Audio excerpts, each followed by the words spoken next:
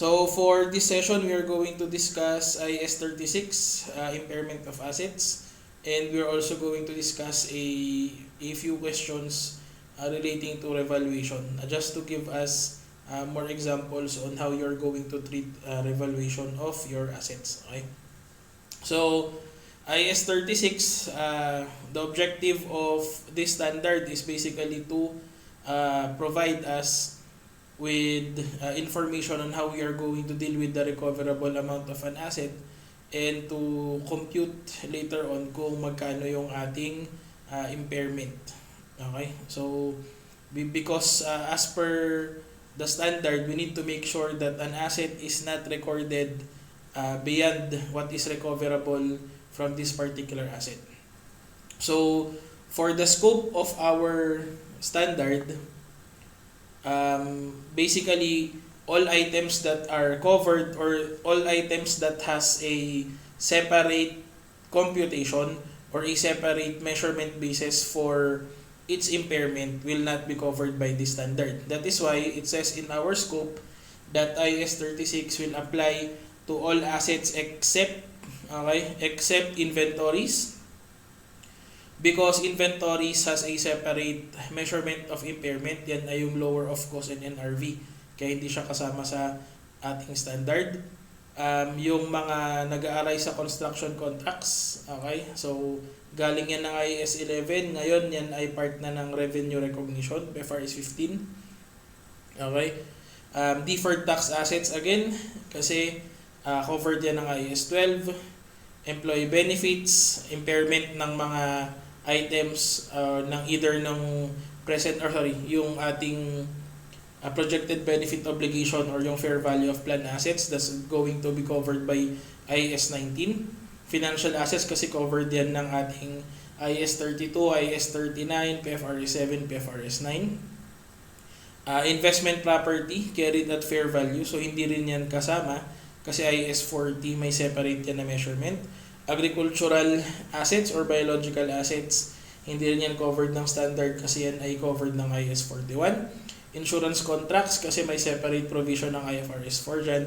And non-current asset held for sale, hindi rin yan covered. Okay? So in other words, if there is an impairment of an asset, pero yung asset pala ay classified as any of the items provided here, then do not use the concept of impairment of assets under IAS 38. Rather, what you're going to do is to apply the concepts provided by the specific standards that are indicated here. Okay? So, in conclusion, therefore, what are the items that are covered by IAS 36? So, basically, pasok dyan ang property, plant, and equipment in the form of land, building, machinery, and equipment. Investment property kapag ang gamit mo ay cost model. Take note kapag investment property na measured at fair value, iba ang treatment niyan kasi kung fair value model, gamitin mo yung concept ng impairment under fair value model, which is basically the difference between the previous fair value and the current fair value. Pero kapag cost model, pwede mong gamitin yung IAS 36. Intangible assets also, whether that is cost model or revaluation model. Goodwill is also covered by IAS 36. Investment in subsidiaries, associates, joint ventures, and all other types of investments na hindi covered ng financial instruments. Okay? So, and basically all other assets that are carried at revalued amounts under IAS 16 and IAS 38. So, yan yung mga items niyan. Okay? So, later on also, since pinrovide na rin natin ito, so kapag nagdi-discuss na tayo ng impairment of a cash generating unit, so ang gagawin mo dyan ngayon, kapag mag-allocate ka ng impairment, hindi mo isasama yung inventories, financial assets, cash, and others na nandito sa taas doon sa pag-allocate ng impairment loss. Okay? Ang mag-share lang doon sa allocated impairment will be yung items na pasok dito sa listahan natin dito. Okay? So we go to the key definitions relating to our impairment of assets. So first will be yung concept of course ng impairment. Okay? So an asset is considered to be impaired if its carrying amount exceeds its recoverable amount. So ibig sabihin, mas malaki yung naka-record kaysa doon sa amount by which or at which we can recover the value or recover from the asset, amount that we can recover from the asset. Carrying amount is the amount at which the asset is recorded. So kung magkano yung naka-record sa kanya doon sa ating financial statement after considering all depreciation, impairment, amortization, yung mga yun. Okay, so yun yung carrying amount natin. Yung recoverable amount naman natin is defined as the higher of our fair value less cost to sell and our value in use. So since binigay na rin yung fair value less cost to sell at saka value in use, i-define na rin natin ang fair value at saka less cost to sell. Okay? So pag sinabi natin fair value less cost to sell, so again, since itong item na to ay walang binigay na specific standard to cover fair value, then we are going to use the provisions of IFRS 13 in determining the fair value. But of course, general concept of fair value will be the amount that we can obtain from the sale of an asset or a cash generating unit in an arm's length transaction between knowledgeable willing parties. Okay? Tapos ibawas mo na lang yung cost of disposal natin dyan.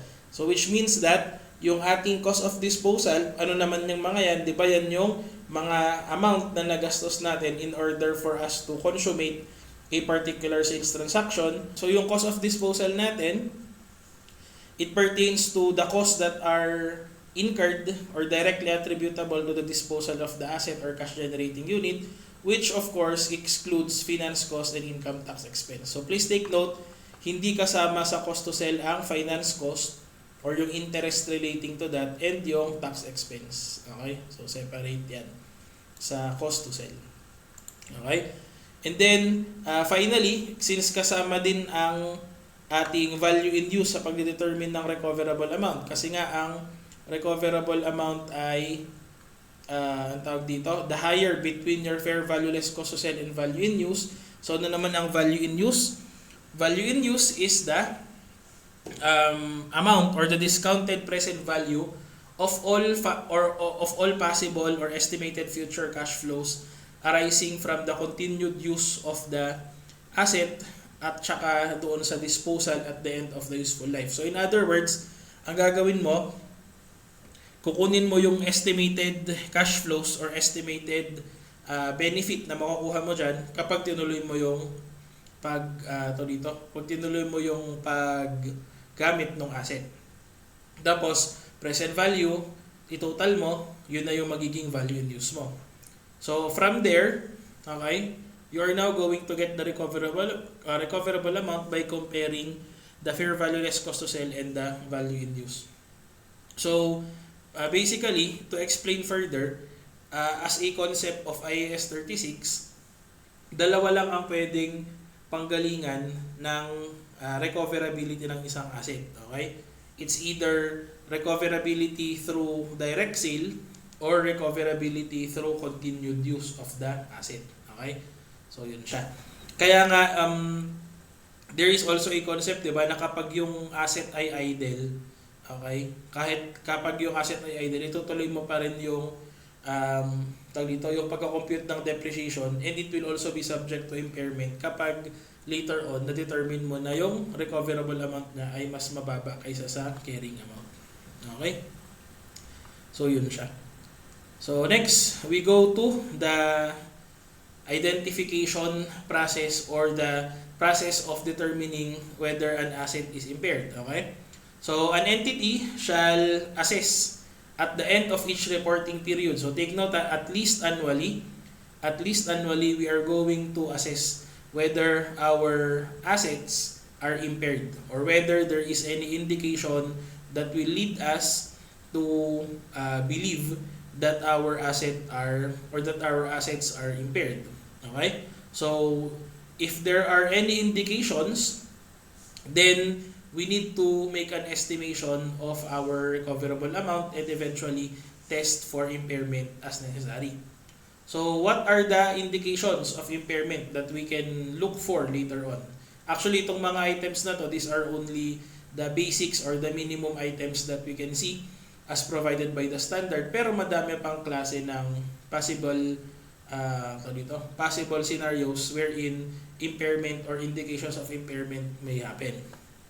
So start tayo sa external sources muna. So, yun lang. Dalang mo internal at saka external lang naman yan. So, what are the external sources or external indications of impairment? Okay, so una, market value declines. Okay, ibig sabihin, bumaba yung halaga niya sa market. Madali lang yan makita kasi usually, pwede mo namang i-compare yung panibago mong or yung asset mo doon sa mga panibagong models or doon sa mga doon sa mga prices ng mga used equipment or used na assets, tapos titignan mo kung at par pa rin ba siya doon sa value mo or baka sumobra na yung value mo. Ganun. Next, negative changes in technology, markets, economies, or laws. Okay? So kung kunyari yung asset mo ay highly linked or directly related doon sa performance ng technology industry, ng market, ng economy, or yung mga provisions ng batas, then possible na magkakaroon ng impairment yan. Okay? Example, kasi usually yung technology madali lang yan di ba? Kasi kapag kunyari, looking into the prices of technology right now, kunyari ang benta ng company is mga cellphones, ganyan, tapos kino-consider mo na yung asset mo, ganito yung value. Pero pag tinignan mo yung mga competitors, mas mababa na pala yung presyo as compared doon sa sa'yo. Baka may meaning ay kailangan mo na rin i-impair yung asset mo. Yung sa markets, okay, ganun din, syempre, pag bumaba yung zonal value, bumaba yung yung assessed value, ganyan, dito kailangan ibaba mo na rin yung value ng property mo. So usually, this happens particularly kapag kunyari yung property mo ay napunta sa isang area na biglang dati maganda yung value, okay? Tapos biglang nagkaroon ng either calamity doon sa lugar which resulted to the property being less desirable as compared to before, di kailangan ibaba mo yung value. Like example, tinamaan ng tinamaan siya kunyari ng flood, tinamaan ng landslide, okay, nagkaroon ng volcanic eruption doon sa area na yon or whatever other situation. So malamang bababa yung value.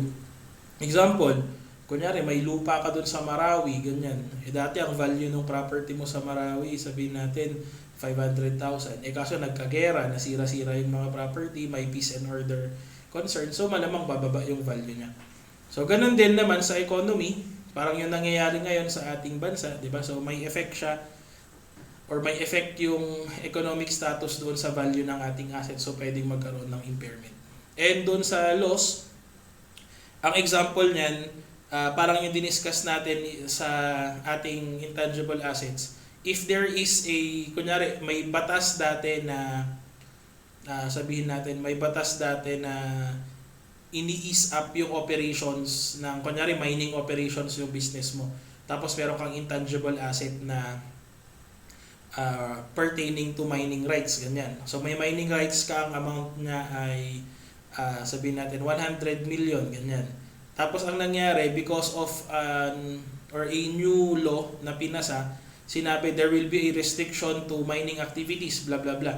Di yung mining rights mo ngayon, hindi mo magagamit ng todo or hindi mo magagamit in full kasi nga may restriction. So what is the possibility there? The possibility is bababa yung halaga ng mining rights mo, magkakaroon ng impairment kasi hindi siya fully usable because of regulatory restrictions. So yung mga ganun. Okay? Increases in market interest rates. Okay? 'Di ba? Yung concept lang kasi pag tumaas yung market interest rates, 'di ba, parang basically parang pag kinuha mo yung present value, tapos ikaw compare mo doon, lalo na kapag nagko-compute tayo ng discounting, 'di ba? So malamang bababa rin yung value ng asset mo. Tapos company stock price is below book value because it makes your company ang tawag dito.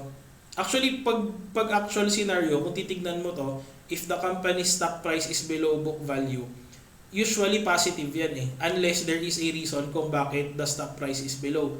Kasi pwedeng the company has a bad reputation. Pwedeng the company is performing below expectation, ganun. So, generally speaking, kung stock trader ka or ang tawag dito, kung nasa investments ka, usually pwedeng maging in the short run, pwede mo i-consider na naka-bargain lang yung stock kaya it is below book value. Pero also, you need to look into the fundamentals of things na the reason kung bakit mas mababa yung stock price kaysa sa book value is because of other external factors such as the earnings potential, the future operations of the company, etc. So yun, which also may result to the impairment of other assets. Okay? So ibig sabihin, pwedeng overvalued na pala yung asset or yung company, kaya kailangang bawasan, which is reflected in the stock price later on. Yun.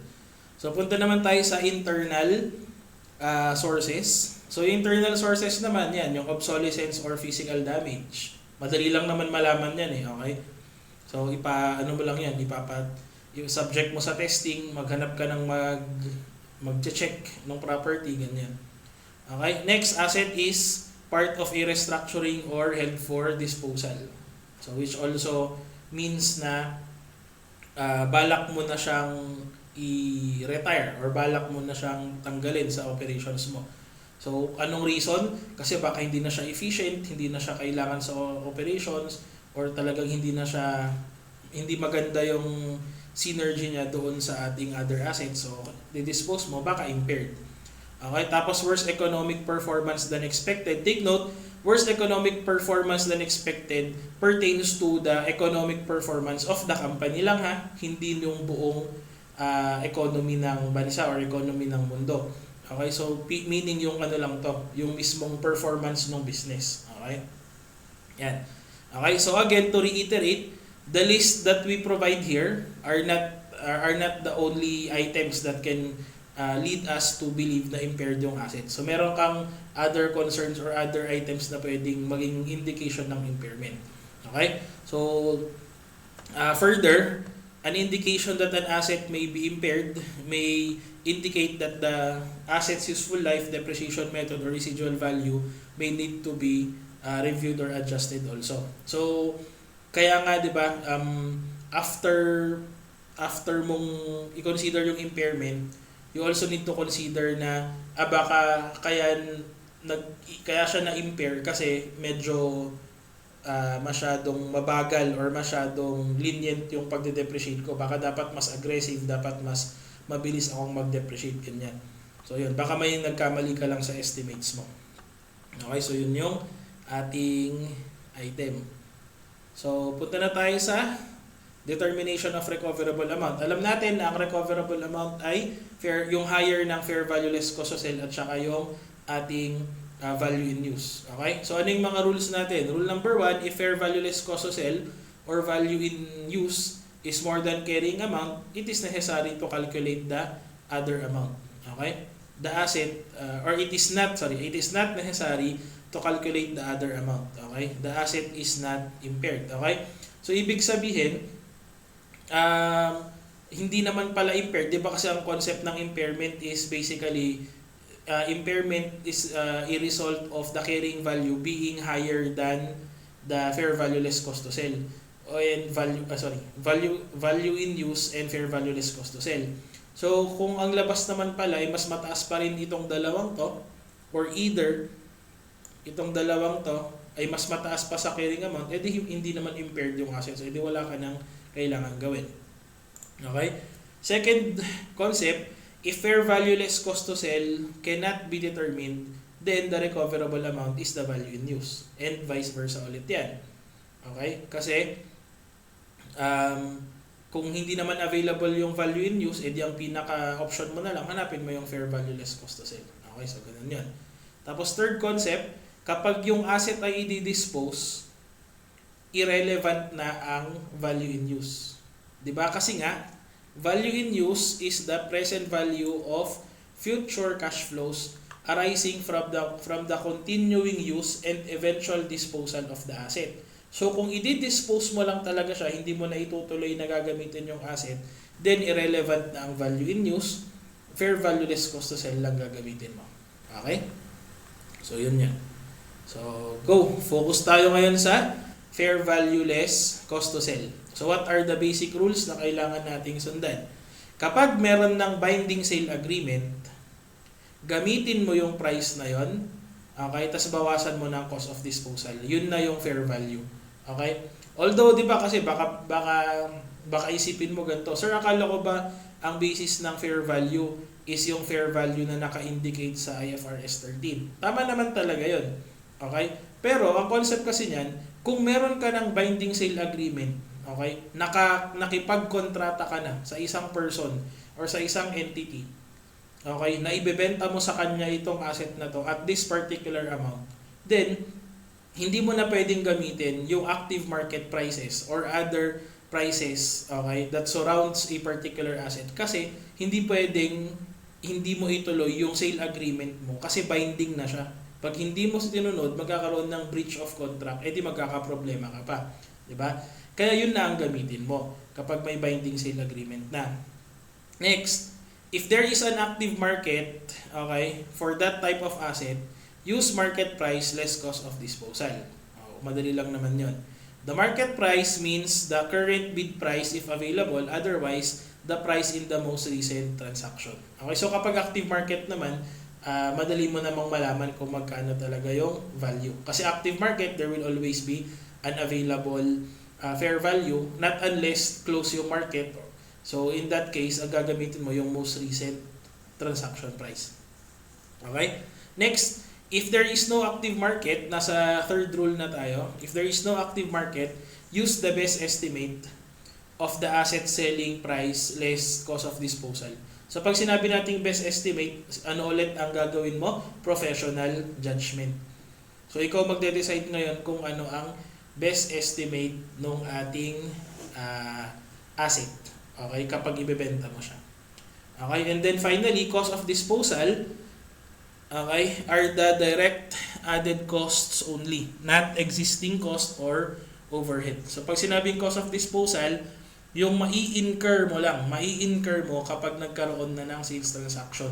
And di ba, diniscuss natin nung last time na yung transport cost is not considered as cost to sell. Di ba? Hindi kasi talaga siya gastos at the point of sale. Okay? So, kailangan hindi mo siya isama sa computation. Okay? So, yun. So, value in use rules naman tayo. The calculation of value in use should reflect the following. First, okay, an estimate of the future cash flows the entity expects to derive from the asset in an arm's length transaction. Okay? So, laging dapat arm's length transaction. Okay? Kasi kapag related party yan, malamang hindi mo makukuha yung tamang presyo. Okay? Expectations about possible variations. Okay? In the amount or timing of those future cash flows. Okay? The time value of money represented by the current market risk-free rate of interest. Okay? So ito kasi yung gagamitin mong discount rate later on. The price for bearing the uncertainty inherent in the asset. So, pwedeng, ang tawag dito, i-consider mo din yung mga yon. Kaya nga madaming ayaw mag-value in use kasi ang hirap i-estimate. Okay? And other factors such as illiquidity that market participants would reflect in pricing the cash flows or the future cash flows the entity expects to derive from the asset. So, yun siya.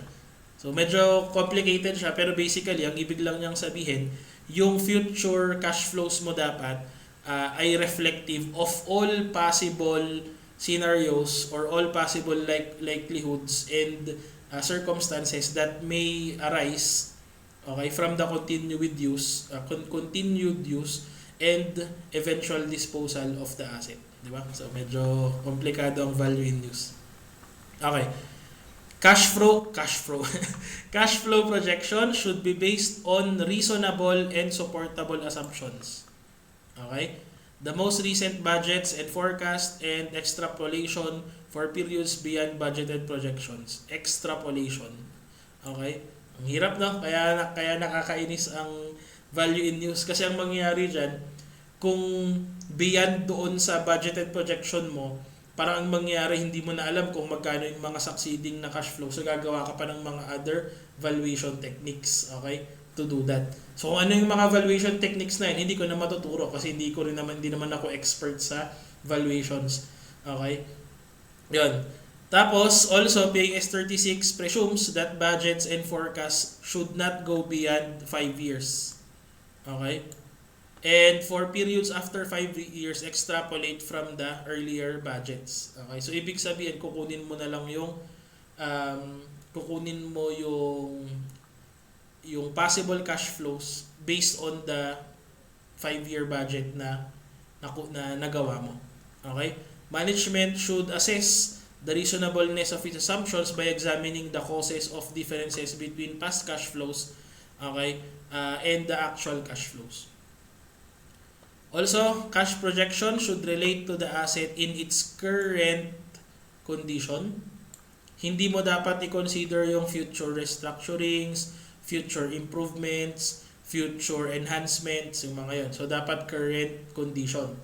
Okay? So, pag sinabi natin, kasi baka iniisip nyo, sir, akala ko ba kailangan isama lahat ng mga condition na mangyayari? Okay? Yes, i-consider mo lahat ng mga condition na pwedeng mangyari based on its current status.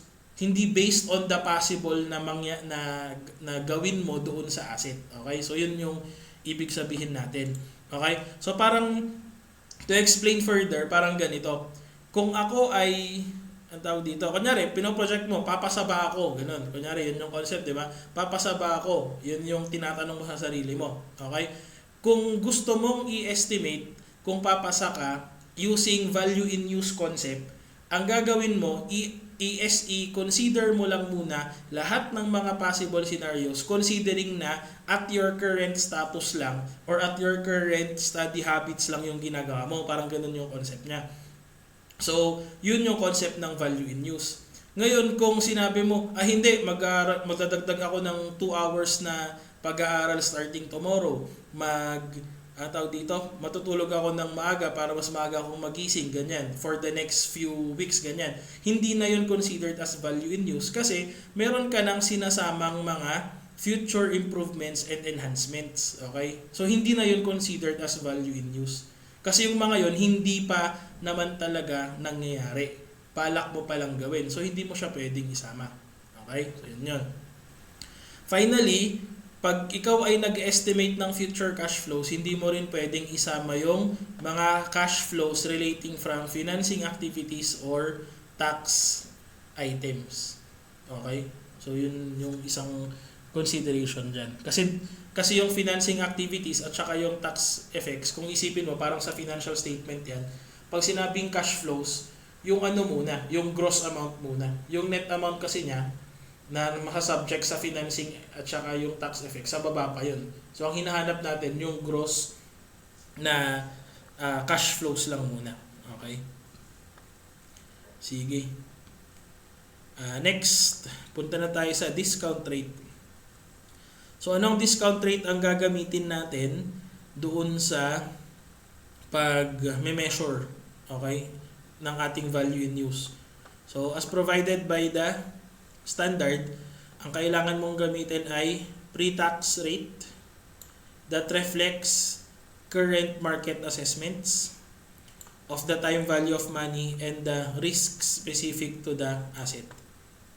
Diba? So, discount rate, pre-tax dapat using the current market assessment and should consider the risk specific to the asset. Kaya nga kung babalikan ulit natin yung laman dito sa value in use, di ba sinabi, ang una mong gagawin, kunin mo yung time value of money representing the current market risk-free rate muna.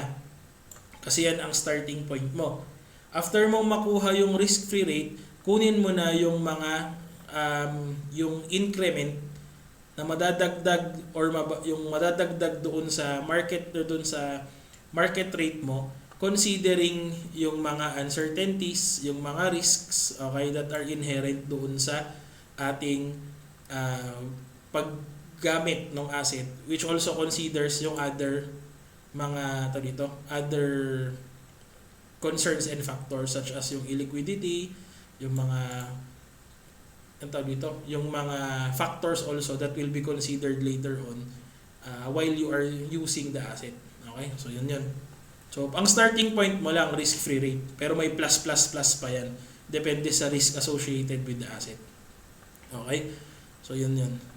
So going back, the discount rate should not reflect risks for which future cash flows have been adjusted and should equal the rate of return that investors would require if they were to choose an investment that would generate cash flows equivalent to the to that or to those expected from the asset.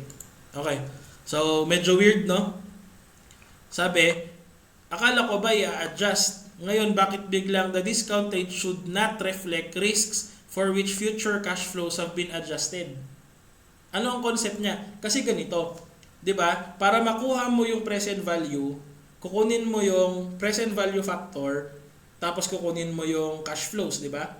So ang labas ganito. Kung yung cash flow ko in-adjust ko na, tapos i-adjust ko pa ulit yung discount rate, edi double adjustment 'yun. Ang mangyayari, magiging undervalued na yung aking projection. So parang ang labas dyan, kung yung cash flow mo hindi pa siya adjusted for the risk, then yung discount rate ang i-adjust mo for the risk. Pero kung yung discount rate adjusted na, or yung discount rate hindi pa adjusted, i-adjust mo naman yung cash flow. So vice versa lang yun. Okay? So ang concept lang, hindi pwedeng parehas na i-adjust kasi ang labas, parang ang ginawa mo, twice mo or dinoble mo yung recognition ng risks. Both doon sa cash flow tapos doon pa sa discount rate. Okay? So dapat minsanan lang. Okay? So yun lang naman ibig sabihin nun. For impairment of an individual asset or portfolio of assets, the discount rate is the rate the company would pay in a current market transaction to borrow money, okay, to buy that specific asset or portfolio. Okay? So medyo complicated ulit yung concept niya, pero basically parang ganito siya, parang pabaligtad. 'Di ba ginawa na natin sa financial assets before yung hinahanap mo yung discount rate kasi alam mo na yung cash flow, tapos alam mo na yung timing ng cash flows pero hindi mo alam kung magkano yung rate. So ang gagawin mo, parang reverse operation. I-derive mo yung discount rate by using the actual cash flows and the timing of the cash flows. So kumbaga parang pabaliktad, interpolation yung gagawin mo. Okay?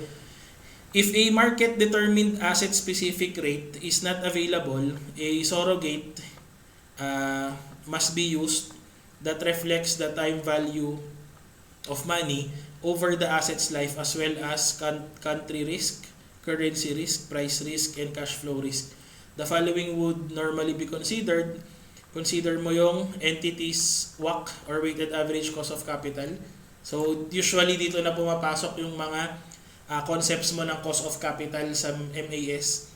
Okay? That you will need to master later on kasi gagamitin mo siya later on in the interpolation of your discount rates or yung interest rate na gagamitin natin for discounting the cash flows.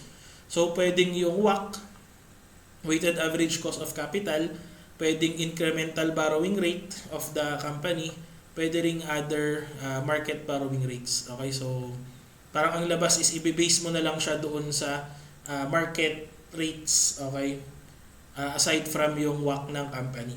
Okay, so yun lang naman yung mga pwede mong gawin. Anyway, estimations lang kasi yan kapag hindi yung or kapag wala yung market determined asset specific rate. Okay, so yun yan. So, sino ang expert sa mga ganito? Kung gusto mong malaman ang value in use ng ng asset mo, ang gawin mo, try mong pumunta sa mga nagpapautang. Okay? Particularly yung mga yung mga nagpapautang na mortgage backed yung assets, okay, pwedeng sa pawn shop, ganyan, pwedeng sa, kung pawn shop, kung kung personal properties, pero kapag real property, syempre pumunta ka sa mga real estate persons, okay? So yung mga assessors, yung mga actuaries, ganyan. So sila rin yung pwedeng mag-compute niyan. So pwede namang ganun. Kaya nga 'di ba yung impairment medyo kanyan. It is a costly process kasi lalo na kapag ikaw ay naka value in use, mas matrabaho.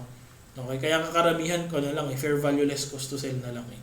Tapos sasabihin nila we did not use value in use because of impracticability or impracticality limitations, ganyan, or impracticality restrictions, yung mga ganyan. Okay?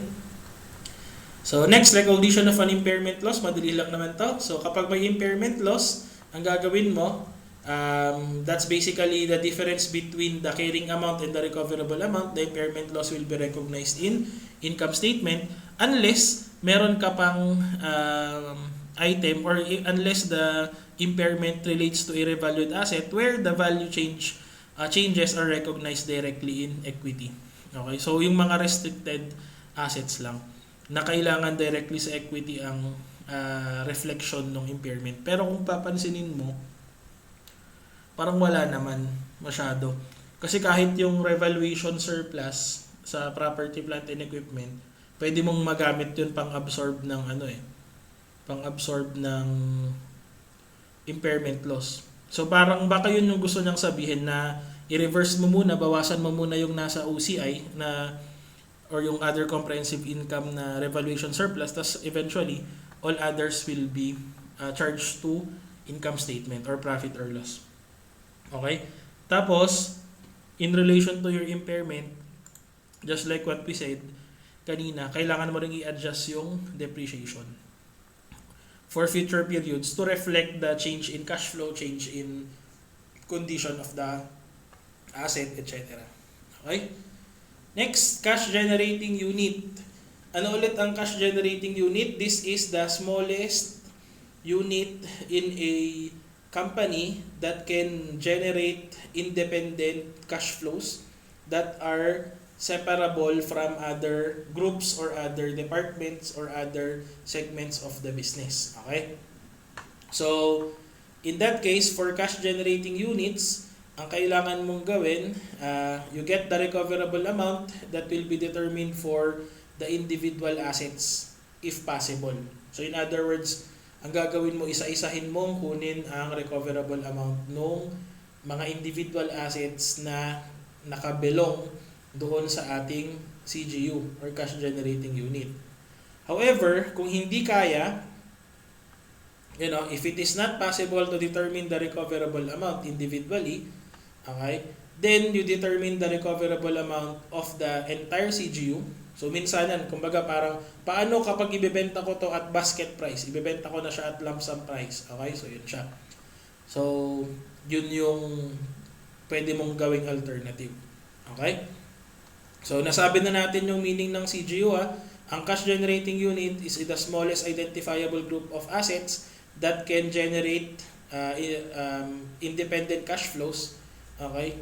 And whose cash flows are independent from other groups. Okay? Ibig sabihin, kaya mong gumawa ng sarili mong cash flow. Okay? So, ngayon, paano ang allocation? The impairment loss is allocated to reduce the carrying amount of the assets in the group or in the cash generating unit in the following order. So, paano mo siya i-allocate? Una, gamitin mo yung goodwill that is allocated to the cash generating unit. Okay? Pagkatapos, anong gagawin mo? Yun muna yung unang mag-absorb ng ating impairment loss. Tapos kapag hindi pa kaya or hindi enough yung goodwill to absorb the impairment, then the next thing you're going to do is to reduce the carrying amounts of the other assets of the unit. Okay? Pro rata on the basis of their carrying amount. Okay? So, yung carrying amount ng individual assets na pwedeng mag-absorb ng impairment. Okay?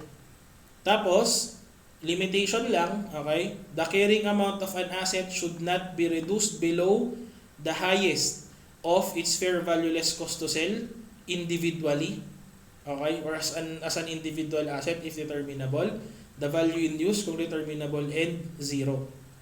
Okay? So ibig sabihin, kasi 'di ba parang possible kasi na impaired yung CGU tapos nagprorata ka nung kinompute mo yung panibagong value ng asset after allocation ay nasobra, kumbaga parang sobra yung napa-absorb mo sa kanya. So ang gagawin mo, dahil sobra yung napa-absorb mo, kailangan at tanggalin mo yung sobra, ipa-absorb mo ulit sa ibang asset. So yun lang yung medyo maarte sa impairment ng CGU. Okay? So reversal naman tayo ng impairment loss. So yung reversal ng impairment loss is basically yung same process din lang natin. Okay? So kung malalaman mo naman na there is a reversal of impairment loss if the cash flows of the asset or if the fair value less cost to sell of the asset increased, yung mga ganyan. Tapos i-compare mo siya doon sa current na fair value niya. Okay? So the same approach as for the identification of impaired assets. Okay? Assess at each balance sheet date whether there is an indication that an impairment loss may have decreased. Okay? So by comparing the existing carrying value and the new recoverable amount. Okay? So kapag kapag na-calculate mo, okay, ang gagawin mo ngayon, edi parang yung usual, i-reverse mo siya sa income statement mo, tapos it will be used to increase the carrying amount of the asset. Okay? So the increased carrying amount due to reversal should not be more than what the depreciated historical cost would have been if the impairment had not been recognized. Actually, na-discuss na natin to earlier, yung concept na hindi ka pwedeng mag-recover beyond the impairment loss recognized. Okay? Unless ikaw ay gumagamit ng revaluation model, in that case, yung excess pwede mong gamitin to increase further the value of your asset. Okay? Yan. And finally, yun ulit, adjust depreciation for future periods as a result of the reversal of impairment. Okay? Yan. So this is only applicable for assets other than goodwill. Kasi si goodwill, ayun napakalungkot, impairment of goodwill. So, of course, we are going to test the goodwill for impairment at least annually. Okay? Tapos kapag tinetest natin yung impairment, we also need to consider whether the goodwill is associated with a cash generating unit so that its impairment can be associated also with the impairment of the CGU. Okay? Tapos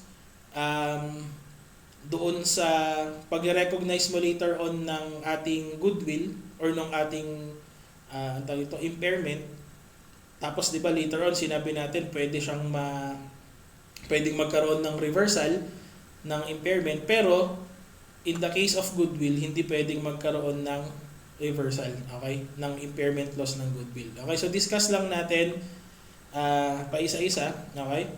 So, paano daw iti-test yung impairment? Okay? So, to test for impairment, goodwill must be allocated to each of the acquirers, cash-generating units, or groups of CGUs that are expected to benefit from the synergies of the combination, irrespective of whether other assets or liabilities of the acquiree are assigned to those units or groups of units. Okay? So, yung shortcut na sinabi natin kanina, basta kung saan attributable yung goodwill. Okay? Each unit or group of units to which the goodwill is so allocated shall represent the lowest level within the entity at which the goodwill is monitored for internal management purposes. Okay? And it should not be larger than a segment based on either of the entity's primary or entity secondary reporting format, okay, determined in accordance with PAS 14 segment reporting. Actually, luma na tong PAS 14, this is already IFRS 8. Okay? So, that's already operating segments. Okay, but basically, to sum it up, ang concept lang niyan, hindi pwede na, or ang minimum, okay, ang minimum dapat na pag-aallocatean ng goodwill is yung CGU. Tapos ang maximum na pwede mong i-associate ang goodwill is yung reportable segment as provided by IFRS 8 na to. IFRS, sorry. Balitan natin to para updated. Although same din lang naman. Same lang naman yung concept niya. Okay? Ngayon, the cash generating unit to which goodwill has been allocated shall be tested for impairment at least annually by comparing the carrying amount of the entire unit including the goodwill with the recoverable amount of the entire unit also. Okay? If the recoverable amount of the unit exceeds the carrying amount, the unit and the goodwill allocated to the unit is not impaired, so walang adjustment. Pero if the carrying amount exceeds the recoverable amount, then you need to recognize the impairment. Okay? The impairment loss is allocated to reduce the carrying amount of the assets of the unit in the following order. So same ulit yung sinabi natin. Una, bawasan mo yung goodwill. Pagkatapos, i-allocate mo pro rata. Okay? Pagkatapos, ang tawag dito, doon na sa mga independent assets na pwedeng umabsorb. Pero may limitation ulit tayo dito. So huwag lang kakalimutan yan. Tapos, if the preceding rule is applied, further allocation of the impairment loss is made pro rata to the other assets of the unit or groups of unit. So in other words, basta siguraduhin mo lang na tama yung allocation mo nung ating impairment using the rules provided here. Okay? Tsaka yung nasa kaninang discussion. Reversal of impairment loss, hindi pwedeng magkaroon ng reversal ng impairment loss ng goodwill. It is prohibited. Okay? So parang ano yan, di ba? Kasi parang, di ba, if we try to define goodwill, goodwill pertains to the reputation, di ba? Parang reputation associated to a company. So yung isipin mo na lang ganito, parang ang goodwill is as if a reputation that was destroyed na hindi mo naman na kayang ibalik later on. Parang ganun yung concept niyan. Okay? So yun siya. So anyway, disclosure requirements. So for each class of asset, an entity shall disclose impairment losses recognized in P&L, impairment loss reversed in P&L, and the line item in profit or loss in which the impairment losses are included. Okay? Tapos, additionally, any impairment losses recognized in other comprehensive income should be disclosed, including reversal of impairment losses. Next, each segment should disclose these items for each reportable segment. So, itong impairment losses recognized and reversed in the period both in profit or loss and in other comprehensive income. Yan, mga ano lang yan. Kailangan mo lang sundan yung mga requirements niyan, no? Okay, next. If an individual impairment loss or reversal is material, then this information should be disclosed. Okay, itong mga to. Okay, the event and circumstances leading to the impairment, the amount of the loss, okay, if it relates to an individual asset, the nature of the asset and the segment to which it relates. Kapag galing sa CGU, description ng impairment loss and reversal, okay. Tapos, if the recoverable amount is fair value less cost to sell, ano yung basis ng pag-determine ng fair value? Kapag ang recoverable amount ay based on value in use, ano yung discount rate na ginamit? So, syempre, i-explain mo lahat ng mga yan. Okay? Then finally, if the impairment losses recognized or reversed are material in relation to the financial statements as a whole, then kailangan mong i-disclose yung main classes of assets affected, and the main events and circumstances that lead to the recognition of those losses. I-disclose mo rin yung mga items na yun. Okay? So, that's basically the end of the requirements natin sa impairment of assets. Okay? Bago tayo mag-proceed, just a correction doon sa previous na discussion natin. Ito yung question 15. May a class of asset be revalued on a rolling basis. Okay? Hindi kasi siya specific na sinabi sa intangible assets, pero naka-indicate siya sa PPE. Okay?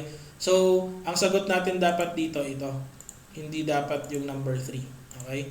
So, ang concept niya, pwedeng paunti-unti, pwedeng rolling basis yung pagre-revalue, basta kailangan in a shorter period, okay, dapat matapos mo yung, makomplete mo yung revaluation, and dapat up to date lahat yung revaluation. So in other words, pwedeng hindi minsanan yung pagre-revalue, basta dapat ma-accomplish mo siya in a shorter period and the amounts are accurate. Okay? Okay, so theory questions tayo. Theory question number 1, which statement is incorrect concerning revaluation of property, plant, and equipment? So, this was already discussed in the first part of our property, plant, and equipment. So, generally, all items are correct except for letter D because as per our discussion, di ba, kapag may mga revaluations tayo, tapos wala namang significant movement yung prices natin, hindi naman necessarily na magre-revalue ka every year and revaluation between 3 to 5 years dapat. Kaya mali yung statement kasi 5 to 10 years yung nakalagay. So 3 to 5 years may be sufficient, okay, for our revaluation. Okay? Second question, which statement is incorrect concerning the revaluation of property, plant, and equipment? Yung sagot natin dyan is letter D. Incorrect yan kasi any revaluation decrease should be debited, sabi o debited to revaluation loss, a contra equity account. Diba? Ang concept dyan, kapag meron tayong decrease in revaluation, ang gagawin mo, bawasan mo yung revaluation surplus, at kapag na-exhaust mo na lahat ng revaluation surplus, that's the time na ikaw ay ang tawag dito, that's the time na ikaw yung ay magre-recognize na ng impairment loss. Okay? Kaya hindi pwedeng gumamit ng revaluation loss na contra equity account. Walang ganun. So mali naman yan, obvious. Letter D. Number 3, okay? When the revaluation surplus is realized because of the use of the asset by the enterprise or disposal of the asset, it may be transferred directly to retained earnings. There is no recycling of your revaluation surplus. So, diretso siyang retained earnings, hindi siya pwedeng pumasok sa ating profit or loss. Okay? Next, question number 4. How do we know that the asset is impaired? We know that the asset is impaired if the carrying amount is higher than the recoverable amount, which is letter B. Next, question number 5. How are we able to determine the recoverable amount? The recoverable amount is equal to the higher between the fair value less cost to sell and the value in use. That's letter B. Number 6, which statement is incorrect in determining the recoverable amount? Hinanap natin yung incorrect. So letter A, if the carrying amount is less than the fair value less cost to sell or value in use, it is not necessary to calculate the other amount. So actually, verbatim na kinopya yan doon sa ating standard. So correct yung letter A. Yung letter B, pag walang value in use, the recoverable amount, pag walang fair value less cost to sell, yung recoverable amount value in use, and vice versa. So correct yung letter B. Letter C, for assets to be disposed of, recoverable amount is fair value less cost to sell. Tama din yan. So letter D ang sagot. None of the above ang incorrect kasi lahat yan ay correct. Number 7, fair value less cost to sell is basically the amount that you can derive from the sale of the asset between knowledgeable willing parties. Okay? So the answer there is letter A. Kasi yung statement 2 pertains to your value in use. Number 8, which statement is incorrect regarding fair value less cost to sell? Okay? So actually yan din yung nanggaling mismo sa text natin. Yan din yung nanggaling sa standard. Letter A, letter B, and letter C are directly copied from your standard. Ang mali is yung letter D kasi sinabi, cost of disposal are the direct added costs including existing cost and overhead. Hindi kasama ang existing costs and overhead sa ating cost of disposal. Dapat yung relating lang sa pagbebenta ng ating asset. Number 9, the following are external indicators of impairment except. Okay? So, syempre kung hindi mo nabasa yung standard, hindi mo alam kung ano isasagot mo dyan. So, alam natin ngayon, based on the text, letter D, worse economic performance than expected because that this is a business related performance. That is not an external but rather an internal indicator. Number 10, which statement is incorrect concerning the reversal of impairment loss? Okay? So, yung letter D, reversal of an impairment loss for goodwill is recognized as income kasi nga, bawal i-reverse ang goodwill impairment. So, number 10, ang answer na natin dyan ay letter D. Okay? Number 36, hinahanap natin dyan kung saan ang pwedeng gamitan ng IAS 36. We already discussed that inventories under PAS 2, financial assets under IFRS 9, and assets held for sale under PFRS 5 are not covered by IAS 36 because it has a separate measurement for impairment. So, ang pwede lang sagot ay PPE. Number 12, how do we define value in use? Based on our key definitions, value in use is letter B. It is the discounted present value of future cash flows arising from the continuing use of the asset and its eventual disposal. 13, if the fair value less cost to sell cannot be determined, then we are going to use the value in use as our recoverable amount. That's letter B. 17, if assets are to be disposed of, okay, then we are no longer going to consider value in use as a relevant amount, but rather we are only going to use fair value less cost to sell. So that's going to be letter A.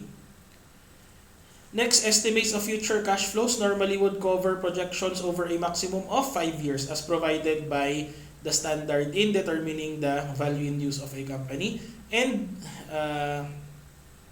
value in use of an asset. And if there are projections beyond 5 years, you are simply going to extrapolate these items. Next, number 16, which of the following is the best evidence of an asset's fair value less cost to sell? Okay, so in this case, di ba, particularly for this standard, dito papasok yung concept ng binding sale agreement. Kaya ang sagot ay letter B. Diba? Usually, level 1, level 2, level 3 input lang ang dinidiscuss natin. Pero in the case of impairment of assets, if there is a price in a binding sale agreement, then this will be the answer. So you need to emphasize that this is in accordance to IAS 36. So para maging correct yung question. Okay? Kasi kapag hindi ito specifically tinutukoy yung IAS 36, then ang evidence ng fair value less cost to sell will be yung letter A. Okay, mag-iiba yung sagot mo kapag IAS 36 na ang tinatanong kasi under IAS 36 we give premium to the binding sale agreement as the basis of fair value. Okay? 17, when calculating the estimates of future cash flows, which of the following cash flows should not be included? Of course, hindi kasama ang financing and tax payments. So, letter B ang sagot dyan.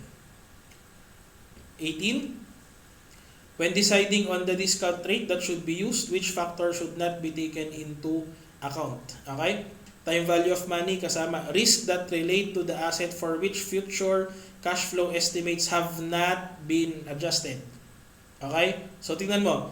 Hindi pa adjusted yung cash flow, so pwedeng yung rate mo yung adjusted. Yung letter C, risk specific to the asset for which future cash flow estimates have been adjusted.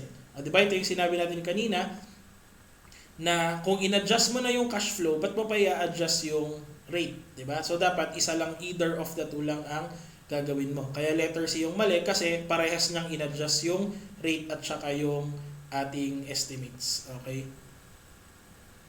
Next, 19. An impairment loss that relates to an asset that has been revalued should be recognized in. Okay? So, first of all, it will be charged first to revaluation reserve and then eventually it's going to be charged as impairment loss. So, ang sagot ay letter B muna. Okay? So, ito yung first na uubusin natin bago tayo mag-recognize ng impairment loss. So, letter B.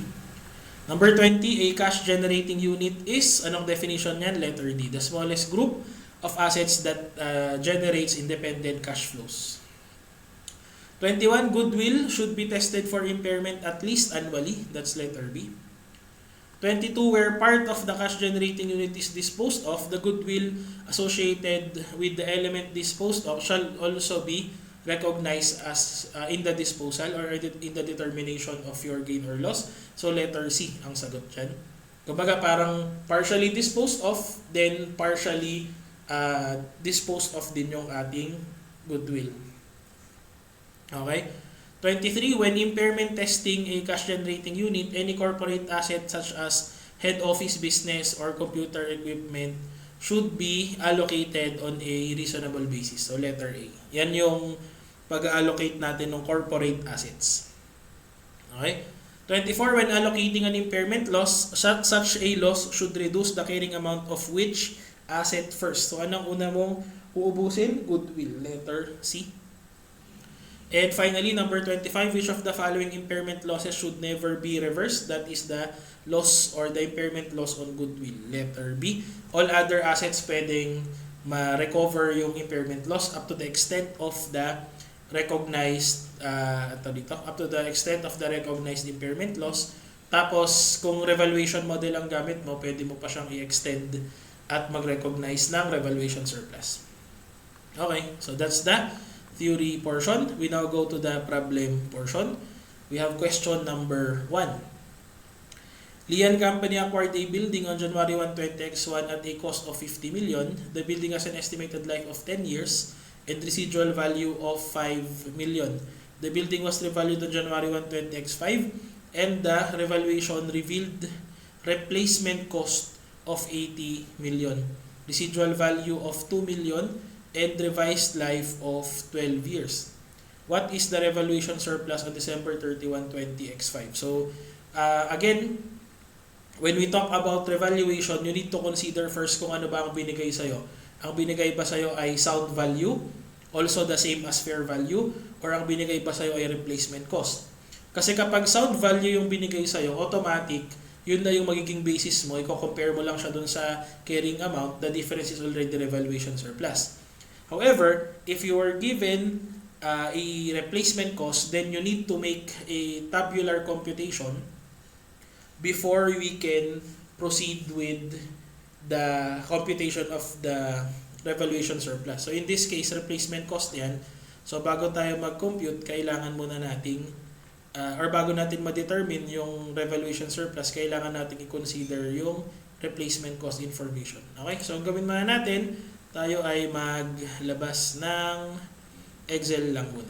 So the first thing that you need to look for is the cost provided by the problem under replacement cost and cost. So sinabi na dito, yung cost daw niya under replacement cost is 80 million. So 80 million.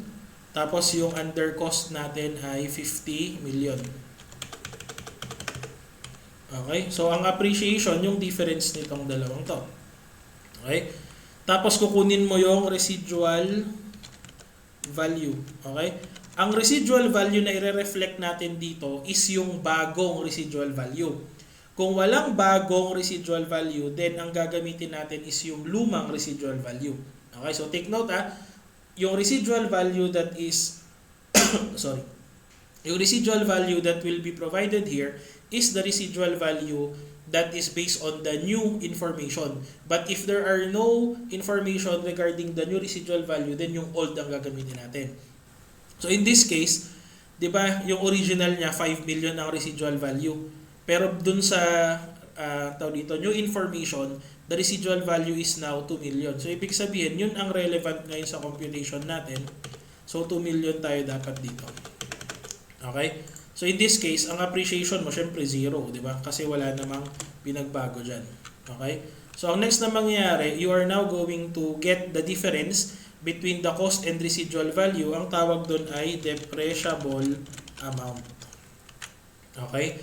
So the depreciable amount now is going to be the difference between the cost and the residual value. Tapos kukunin mo yan doon sa cost din. And it also will reflect the actual appreciation. Pag sinabing appreciation, yung increase. Okay? Kasi revaluation to eh. Okay? So ngayon, anong next mong gagawin? Kukunin mo yung accumulated depreciation, okay, which is going to be projected in the case of replacement cost by looking at the percentage of depreciation under cost. Okay? So sa problem kasi, given na yung cost niya ay 50 million, residual value ay 5 million, tapos on the date of revaluation, okay, ilang years mo na siyang nagamit. So that's already 20x1, 20x2, 20x3, 20x4. So 4 years out of the total 10 years. So 4 over 10. Pero magko-compute tayo, wala namang binigay. So straight line lang tayo dito. So maglabas na lang tayo ng calculator muna. Computein lang natin yung accumulated depreciation niya using straight line method. So if that is 50 million, tapos 5 million ang residual value, so 45 million ang depreciable amount, divide natin yan ng 10 years. So that's going to be 4,500,000 times 4 years. From January 1, 20x1 hanggang 20x4. Kasi yung 20x5 January pa. So 4 tayo doon. So 18 million. So ang ilalagay natin dito will be 18 million. Okay? Paano ngayon ang projection mo dito? That is going to be based on how on what percentage it is the asset is already depreciated. So if that is 4 over 10, edi 4 over 10 din yung projection natin dito. So that's going to be equal to 4 divided by 10 times the depreciable amount. In other words, 40% depreciated na siya. So our appreciation is going to be computed by deducting ito at saka yun.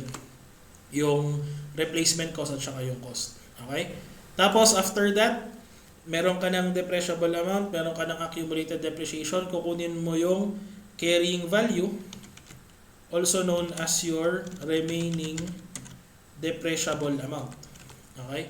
Which is going to be the difference between the depreciable amount and the accumulated depreciation that you computed. Okay? So, yun. Tapos, kunin mo yung difference na ngayon, ito at saka ito. So, you will now get the revaluation surplus na 16,800,000. Pero hindi pa yun yung tinatanong kasi ito ay revaluation surplus ng December 31, 20x5. Okay? So ngayon, gawa tayo ngayon ng journal entry. So ito yung revaluation surplus natin ng January 1. Tuloy lang natin yung computation para maging para maging comprehensive yung ating example. So gawa tayo journal entry ng this is our journal entry to recognize under proportionate method. Okay. So method. Okay. Proportionate method. Okay. So ang gagawin mo pag proportionate method, ang debit natin diyan will be mag-increase tayo ng asset. Anong asset ba to? Building, no? So debit tayo ng building. Tataas natin yung value ng building by this amount. Yung increase dito na 30. Ay, wag dyan. Dito tayo. So, yung building natin tataas ng 30. Credit tayo ng accumulated depreciation. Tataas naman yan ng 13,200.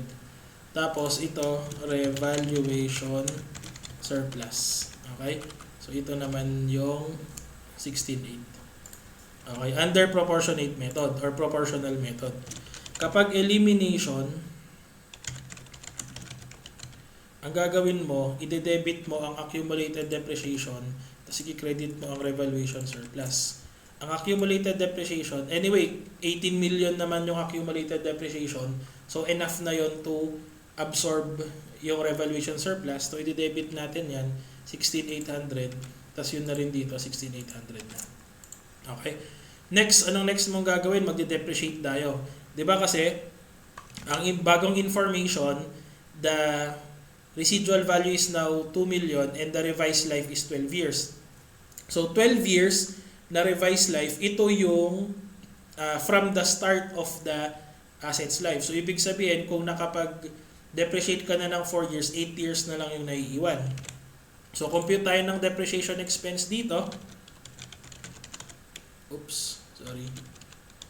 Depreciation expense. Okay.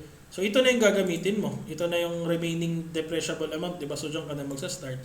So depreciation expense ka na lang, tapos credit ka ng accumulated depreciation. Ang tanong ay magkano, 'di ba? So ito yung remaining depreciable amount natin. So ito na lang, tapos i-divide na lang natin agad ng 8. Okay? So diretsong 8 na 'yan. Okay, ang tanong, sir, ba't hindi mo na binawas yung 2 million? No, binawas ko na sa taas kanina, di ba? Para makuha ko yung original na depreciable amount. Okay? So ngayon, ito na lang yung gagamitin ko para diretso. Ito yung depreciable amount, divide ko na lang ng remaining years na 8 years. Okay? By the way, the remaining depreciable amount is also known as the carrying value, okay, also known as our sound value or fair value. Yan, iba-iba kasi yan eh. Hindi salvage value yung SV sound value yan. Okay? So yan. Tapos after mong i-recognize yung depreciation, kailangan mo ring mag-recognize ng revaluation surplus na i-recognize natin papuntang retained earnings. Okay? So kung paano yung piecemeal realization sa using depreciation, ganun din yung pattern ng babawas natin ng revaluation surplus. So that's going to be yung 16,800 divide natin ng 8 years. So babawasan natin ng 2, 1. So ang mangyari ngayon, how much is the balance of the revaluation surplus on December 31, 20x5? That will simply be, labas natin yung calculator, that will be computed by getting 16,800,000 minus yung piecemeal realization niya, which is 2,100,000. So 14,700 yung sagot natin, which is our answer here in letter number 1, letter D, 14,700. Okay? So yun yung answer natin sa question 1. Question number 2, sorry, ba't to? Ayusin ko lang Ayan, okay. So, on January 1, 20x5, the historical balances of the land and building of Lipa Company are as follows. Okay? Tapos, binigyan tayo ngayon ng appraised value or sound value ng land at saka building. So, ano tong sound value? Di ba sinabi natin, sound value is the same as the fair value, is the same as the new carrying amount. So, hindi na tayo kailangan gumawa ng table na ginawa natin sa question number 1. Kasi automatic alam na natin na ito yung amounts na ibabangga natin doon sa carrying value ng land at saka ng building na nandito. Okay? So in other words, kung ang tinatanong sa atin ay, anong tanong? The depreciation of the building for the year ended December 31, 20x5 should be. Okay, sige. So bago natin i-compute, tuloy lang natin yung information muna para comprehensive yung discussion. Kung yung land ay may historical cost na 50 million at merong sound value na 80 million, using your revaluation method, then we are going to recognize a debit to land and a credit to revaluation surplus na 30,000. Hindi muna natin i-consider yung tax effect niya. Okay? So, gawin mo natin yung entries. Debit tayo ng land na 30 million. Tapos credit tayo dito ng revaluation surplus. Okay, wait, abahan natin yung This is going to be 30 million also. Okay? Tapos, punta tayo dun sa building. Okay, kung ito ay 300, tapos may 90 na accumulated depreciation. So, this is already 210. Okay? So, kung 210 yan, tapos may 350 tayo dito. Calculate ko na lang para sure. 350 minus 210. Okay, so that's going to be 140. Okay? So meron tayo ngayong 140,000 na revaluation. Kung gusto mong mag-proportionate method, pwede naman. Okay? Pero ang mangyari dyan is mas matagal eh. So ang gawin na lang natin is ang tawag dito, mag-elimination method na lang tayo. So, elimination method na lang para mas mabilis kasi ayoko nang mag-compute ng proportionate method eh. Okay. So, para mas madali na lang. So, ang gagawin mo lang dito, ang gagawin mo is tataasan natin or mag-recognize tayong revaluation surplus. Debit tayo ng accumulated depreciation. Actually, kulang pa to eh kasi 90 lang yun, di ba? So, accumulated depreciation natin, 90 lang. Pagkatapos, meron pa tayong i-debit na building. Okay, kasi kailangan natin i-recognize yun eh. Yung, di ba kasi 140 yung ating revaluation surplus. So, kapayin ko na lang to. Oops. Okay, yung revaluation surplus natin, i-recognize natin siya at 140. Okay, so kung 90 yun, may 50 pa na i-increase sa building. Okay? So, yun yung mangyari dyan. So, as a result, ang magiging carrying value ng building natin will be yung original na 300 plus yung building na 50. So parang 350 din lang, di ba? So ganun din yung mangyari dyan. Okay? So next natin, elimination method yung ginawa natin ha. We are now going to depreciate this using the information here. Okay? So paano natin ngayon i-compute assuming that the estimated life of the building is 20 years. Okay? So, and we are going to use the historical information para malaman natin kung ang tawag dito, kung ano tong 90,000 na to. Okay? Kasi kung titignan mo yung information, 300 million, 90,000 tuloy, 90 million. 300 million tapos 90 million. Okay? If we are going to simply compute that, so wait lang ha. Diba 90 divided by 300, that's 30%. So if we're going to use that and project sa 20 years, then you already use 6 years. So ibig sabihin 14 years na lang yung may iwan. Okay? So parang ganun kasi yung mangyari doon. So kung 14 years, tas magko-compute tayo, nawala yung calculator ko. Okay? So kapag magko-compute tayo, that's going to be 350 million divided by 14 years na remaining, that's 25. So automatic, yun na yung sagot mo, letter A. So to reiterate kasi walang binigay na residual value eh. Hindi naman natin pwedeng i-assume na may residual value kung wala namang binigay dun sa original information. So what we can do is to determine the percentage by which the asset is already depreciated para may basis tayo kung ilan pa yung remaining useful life. So ang ginawa natin, kinuha natin yung original accumulated depreciation na 90 million at dinivide natin siya doon sa original historical cost na 300 million. Okay? Pagkatapos nakuha natin yung 0.3 or 30%, which means that the asset is already 30% depreciated. So if we are going to project that to the 20 years, so times 20, we can already assume that the building is depreciated already for 6 years. So kung 20 years yon minus yung 6 years, may 14 years pang naiiwan, yun na yung magiging basis natin sa pagde-depreciate ng ating building na ngayon ay may 350,000 na value. Okay? So ano ngayon ang gagawin mo dyan? So yung 350 million na bagong carrying value natin or yung sound value, i-divide mo siya ng 14 years, lalabas yung 25 million, that will be the depreciation for this year. Okay, so yun yung answer natin dyan. Okay, next, for the next 3 items, let us use this information. So may land, may building, tapos may accumulated depreciation tayo. So malamang itong accumulated depreciation kay building na yan. Okay, so wala daw additions or disposals na nangyari ng 20x5. Depreciation is computed using straight line over 15 years for the building. Okay? Tapos, nung June 30, 2005, so 20x5 yun, dapat x5 din to. Balitan natin. Okay? Para kompleto. So, ibig sabihin, January 1, 20x5, ito na yon. Tapos, nung June 30, 20x5, nagkaroon ka ng revaluation. Binigyan ka ng replacement cost at saka sound value, huwag ka nang mamroblema. Okay, may sound value naman pala na binigay, di yun na rin. Okay, huwag ka nang hindi mo na kailangang mag-compute pa. Okay?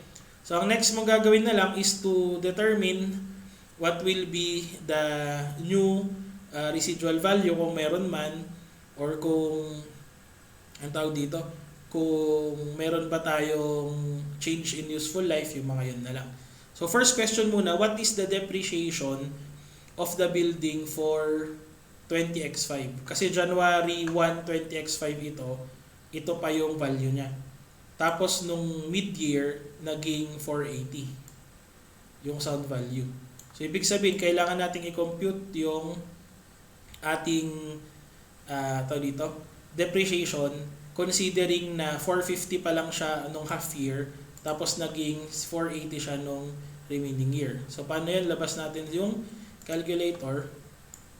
So ang gagawin, Wait lang, i-check lang muna natin kung ilang years na yung naiwan or ilang years nang na-depreciate ito. Kasi kung 75 yung accumulated, 75 yung accumulated depreciation, tapos 450 yun. So that's yan multiplied by 15 years, no? So 2.5 years na siyang nade-depreciate. Okay, so this is equivalent to 2.5. So ibig sabihin as of as of January 1, 20x5, may naiiwan pang 12.5 years. Okay? Since magde-depreciate tayo ng half year, nung time na nagkaroon tayo ng revaluation, 12 years na lang yung maiiwan. So yun yung magiging basis natin sa pagde-depreciate ng sound value na 480. Okay? So compute na lang tayo. If that is 450 million divided by 12, 15 pala yung original, no? Sorry.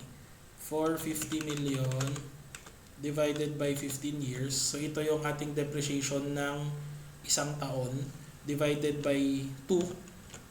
So 15 million for the first 15 million first half. Okay?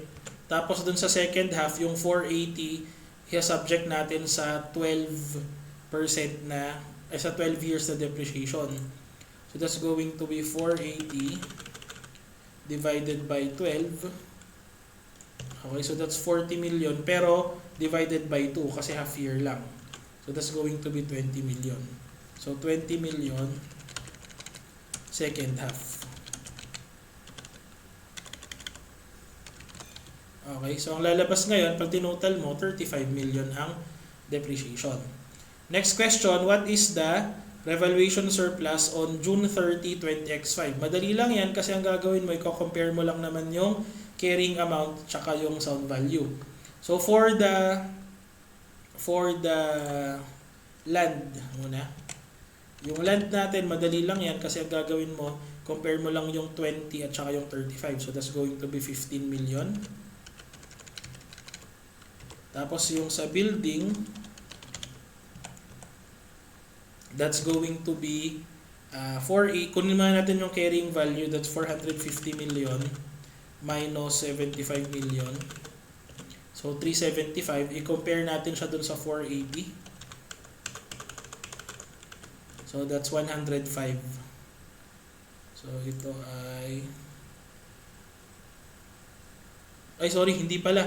hindi pala 105 kasi divided and depreciate pa natin siya ng 15 ng first half. So ulit, balik ang calcu, 450 million minus 75 million yung sa January. Tapos nag-depreciate ka pa ng half year, yun yung 15 million minus 15 million. So this is now your carrying value. Compare mo siya dun sa 480 million. So 120. Okay? So 120 million ang ating revaluation surplus. So total niya will be 135. Okay? Tapos, what is the revaluation surplus on December 31, 20x5? Okay? 'Di ba alam na natin na ang revaluation surplus is 120. 120 million divided by 12 years. Tapos divided by or times 6 over 12 na lang para mas alam mo kung anong nangyari. Okay? Or basically divided by 2 'yon. Kasi 120 million ng revaluation surplus, it is at the time na nag-revalue ka, may 12 years pang naiiwan. Okay? Pero since since we are going to depreciate only over we are going to depreciate only over half year lang. So divide by 2 or times 6 over 12. So basically 5 million yung mawawala sa revaluation surplus. 5 million. Okay? So, if the original revaluation surplus is 135 million, based on the answer in number 4, minus yung 5 million na ma-amortize, that will give you 130 million. Okay, so yun yung sagot natin sa question number 5. Question number 6. During December 20X5, the Resai company determined that there had been a significant decrease in market value of its equipment. At December 31, 20X5, the Resai compiled the following information concerning the equipment. Tapos tinatanong tayo, what is the impairment loss? Okay, sige. So, original cost, 20 million. Accumulated depreciation is 12 million, giving us a carrying value of 8 million. Expected undiscounted net future cash flows from the continued use of the asset, ignore. Bakit? Sorry. Ignore yan kasi hindi ito value in use because this is undiscounted. Kung gusto mong value in use, yung discounted. So ito ang gagamitin mo, yung 5 million. That's the value in use. The fair value less cost to sell is 6.5. So recoverable amount should be the higher between value in use and fair value less cost to sell. So we will use 6,500,000. Therefore, tinatanong ka ng impairment loss. The impairment loss will be the fair value less cost to sell, ganyan na lang, versus your carrying value. Okay? So ang lalabas dyan, 6,500,000 versus 8 million na carrying value. So, impairment loss is equal to 1,500,000. Letter C. Okay? Next, question number 7.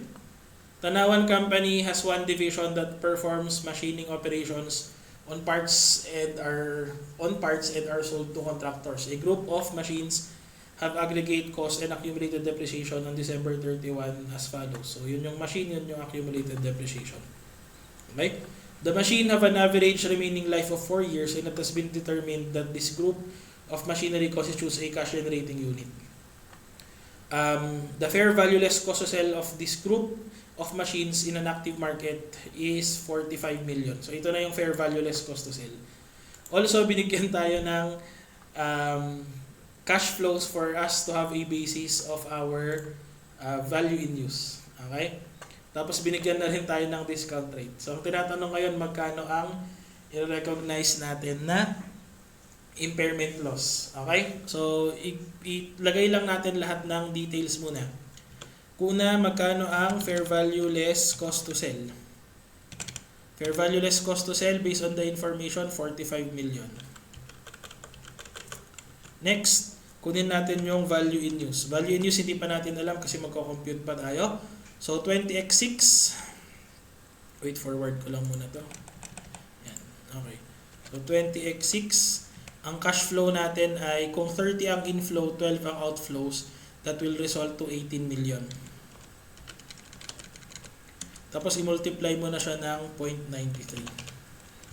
Okay, so medyo mahaba-haba lang to. 20x7, ang net cash flow natin ay 32 minus 17, that's 15, no? 15 million. Tapos, multiply mo ng 0.86. Okay? Tapos, next, meron tayong 20x8. Lagay ko na rin yung 20x9. Okay. 20x8 will be, kung 26 yon minus 14, 12 million times 0.79. Oops. Tapos yung last na cash flow natin, that 16 million minus 6, so that's 10 million times 0.74. Okay? So dapat, dahil naghirap tayong mag-compute, supposedly, value in use dapat ang gagamitin na. Okay? Kasi walang point tayong computation kapag pinakompute kang mahaba, tapos ito rin lang pala gagamitin mo. Fair value less cost to sell. Okay, so anyway, compute tayo. 18 million times 0.93 para shortcut na lang. So, 16,740.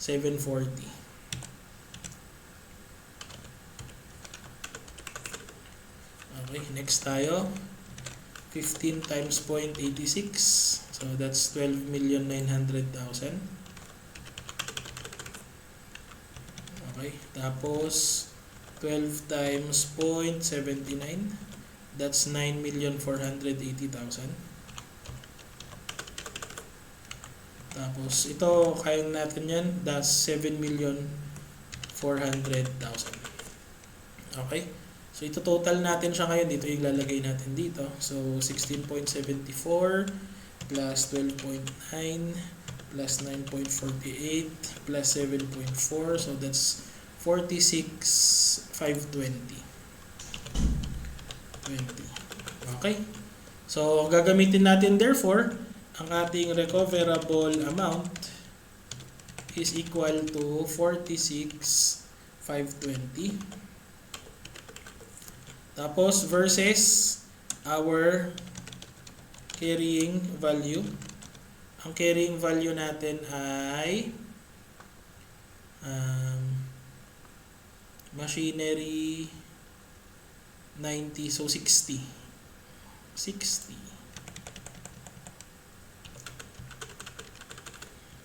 Yun. Yung 60 yun lang naman yung difference nung 90 at saka nung 30. Okay? So from there, kunin natin yung difference, yun na yung impairment loss. So our impairment loss will be ito minus yung 60. So that's 13,480, that's letter A. Okay? 13,480,000. Okay? Next, number 8.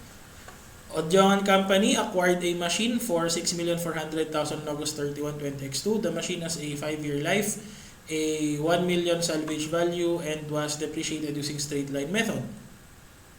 On May 1, 20x5, a test for recoverability reveals that the expected net future undiscounted cash inflows related to the continued use and eventual disposal of the machine was 3 million. The machine's fair value on May 31 is 2,700,000 with no residual value. Assuming a loss on impairment is recognized on May 31, 20x5, magkano ang depreciation natin for June 20x5? Okay? So first of all, scrap mo na agad si 3 million. Kasi hindi naman yan value in use. Kasi undiscounted yan. So, ang pwede mo lang gamitin ay itong 2,700,000 which is the basis of our fair value less cost to sell, which is our recoverable amount. So, ang next mong gagawin, i-compare mo ito doon sa carrying value natin as of this period din dapat. Okay? So, medyo magulo lang kasi nag-start tayo ng 2012 or 20x2 tapos 5-year life pa siya. Okay? So, kailangan nating malaman kung ilang years na tayo nagde-depreciate para ma-project natin kung magkano yung carrying value na as of May 31, 20x5. Okay? So, kung 5 years yan, months na lang ang gagawin natin. So, gawin natin siyang 5 years times 5 times 12. So, 60 na din lang naman yon. So, tapos magbawas tayo paunti-unti para alam natin kung ilang years na yung nagamit natin. Okay? So, actually, pwede mo namang i-add yan. So, for 2012, mas madali. 2012 tayo, kung August nag-start yan, edi September, October, November, 2012 na, 20x2. August 31 yan, so September, October, November, December, so 4 months tayo doon. So 4 months tayo ng 2012 plus, ay ang kulit ko, 2012 ako ng 2012, 20x2, 20x3, 12 months yun. Plus 20x4, 12 months din yun. Plus 20x5, kung May yun, edi January, February, March, April, May, 5 lang. Plus 5. So 33 ang nagamit natin. So that's 33 out of a total of 60. Okay, so yun yung gagamitin natin ngayon for determining the depreciation. Or since wala namang binigay na, ay may salvage value pala dun, so kailangan natin i-consider. So compute natin.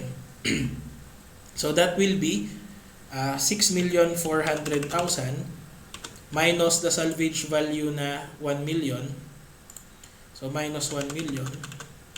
That's going to be 5,400,000 divided by 60 times, kung 33 yung nagamit, 26 yung may iwan, di ba? 26 months. So times 26 na lang para diretso. So ito yung ating carrying value. Okay? So if this is the carrying value, tama ba? 3360 minus.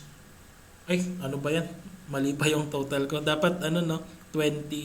Kasi 60 months minus 33 months na nag-depreciate ka, that's 27. Dapat 27 pala. Okay. So, ulitin natin. So, that's going to be, compute natin yung accumulated depreciation. So, that's going to be 6,400,000 minus 1 million. So, 5,400,000 yon divided by 60 times 33 na lang muna para makuha natin yung accumulated depreciation. So, itong 2,970 ibabawas natin sa 64. So, diretsong compute na lang. So, ito ang ating carrying value. So, carrying value is equal to 3,430. 3,430,000. Tapos, yung ating fair value less cost to sell, hindi ko alam ba't pa natin kino-compute. Ang tinatanong lang naman depreciation. Pero anyway, para kompleto, yung recoverable amount will be recoverable amount. Okay, so the recoverable amount will be equal to 2,700,000. Okay? So impairment loss, para lang kompleto yung ating computation, this is going to be equal to plus 730. Baka lang tanungin kasi para at least alam natin. Okay, tapos subsequent depreciation per month na. Okay? So, di ba kung 33 months na yung nagamit mo, 27 months na lang yung naiwan. So, nagkataon lang parehas. That's 2,700,000. Okay, kasi yung revalued natin kasi wala na daw residual value. Yung revalued amount. So, ibig sabihin, diretso, pag magde-depreciate tayo, 2,700,000 divided by 27 months na naiwan. So, that's going to be equal to 100,000 per month. So, ang sagot natin ay letter B. Okay? Next, number 9, Lobo Company reported an impairment loss of 4 million in its income statement for the year 20X4. This loss was related to an item of property, plant, and equipment that was acquired on January 1, 20X3 with a cost of 25 million useful life of 10 years and no residual value. Okay? So, i-plot natin lahat. Original cost, 25 million. Original salvage value, 0. Original life, ilang years ang original life? 10 years. Okay, sige. Tapos, noong December 31, 20X4, Lobo reported this asset at 16 million, which is the fair value on that date. On December 31, 20X5, Lobo determined that the fair value of its impaired asset had increased to 19 million. Okay? The straight line method is used in recording depreciation, and the question is how much is the gain on impairment recovery that should be recognized. Okay? So, ang gagawin natin dito, as of December 31, 20X5, kung kailan nangyari yung ating reversal, ang gagawin natin, hahanapin natin yung carrying value. Okay. So, the carrying value, di ba kasi ni-recognize mo nung December 31, 20X4 at 16, ito na yung magiging basis natin ng depreciation. Okay. Considering na binili mo to nung 20X4. Tama ba? Ay, hindi. January 1, 20X3. Okay? Tapos, magde-depreciate tayo ng remaining, ilan ba yung remaining as of 20X4 nung nagkaroon ng impairment. So, that's going to be 10 years minus January 1, 20X3, 20X4, 2 years. So, ibig sabihin, meron pa tayong 8 years. So, carrying value natin dito will be, labas lang natin yung calculator, kung 16 million yung ating value noong December 31, 20x4, and during this period, kung in-acquire mo siya ng January 1, 20x3, 2 years na siyang na-depreciate. Out of the total 10 years, 8 years na lang yung naiiwan, so 16 million divided by 8. May depreciation tayong 2 million. So, ibig sabihin, ang carrying value natin ng December 31 is 14 million. Okay, yung ibabawas lang. Tapos, kukunin mo yung carrying value if no impairment happened. Okay, so yun yung gaganapin mo dyan. So, magkano carrying value pag walang impairment na nangyari? So, yung original kasi, di ba, 25 million. So, labas natin yung calculator, 25 million divided by 10. Tapos, kung ipoproject mo siya ng December 31, 20x5, nag-start ka ng 20x3, 20x3, 20x4, 20x5. So, 3 years yon times 3. So, ito na dapat ang ating accumulated depreciation. So, 25 million minus 7,500,000. Ito dapat ang ating carrying value, 17,500. Yan. Okay? Tapos yung huli, new. Ito yung new carrying value. That's equal to 19 million. Okay. Ang tinatanong sa atin, magkano yung gain on impairment recovery? Okay? Kapag ikaw ay impairment recovery lang ang habol mo, ang kailangan mong gawin, i-compare mo itong carrying value, ito, at saka yung lower ng dalawang to. So, lower of, wait lang, lagyan natin ng versus lower between, ito na lang yung gawin nating letter A, so ito yung gawin nating letter B. Yan. Okay? So, lower between A and B.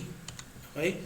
So, ibig sabihin, ang pwede lang nating maging basis, okay, for the impairment reversal will be yung mas mababa dito. So, ibig sabihin, ang magiging result niyan, that's going to be 14 million versus 17,500,000 lang. Okay? Hindi natin pwedeng magamit tong 19 kasi sobra na siya. Okay? Hanggang dito lang, in other words, hanggang dito lang ang limit natin. Okay? So, ang labas ngayon dyan, that's going to be 3,500,000 gain on reversal. Okay? Tuloy natin yung kwento. If the revaluation method is used, okay, the difference